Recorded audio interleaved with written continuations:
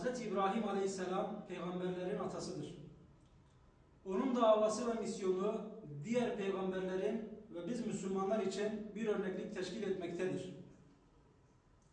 Fakat tarih içerisinde bazı kesimler Hz. İbrahim'i farklı anlatmaya çalışmışlardır. Hristiyanlar ve Yahudiler Hz. İbrahim'in kendilerinden olduğunu iddia etmişlerdir.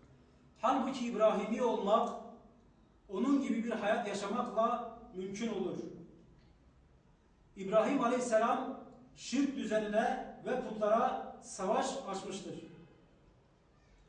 Günümüzde de İbrahim Aleyhisselam bizlere farklı bir şekilde anlatılmaya çalışılmaktadır. Oysa Kur'an-ı Kerim'de Yüce Allah, İbrahim ne Yahudiydi ne de Hristiyandı.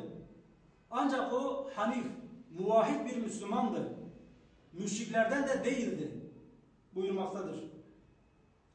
Bizler de peygamber sevdalıları olarak Kur'an'da bahsedilen Hz. İbrahim'in daha iyi anlaşılması için bizler de peygamber sevdalıları olarak Kur'an'da bahsedilen Hz. İbrahim'in daha iyi anlaşılması için her yıl Zilhicce ayında yaptığımız gibi bu yılda Pazar günü saat 1'de Mozaik AVM Belediye Konferans Salonu'nda Hz. İbrahim'i anlama etkinliği yapmayı gerekli gördük.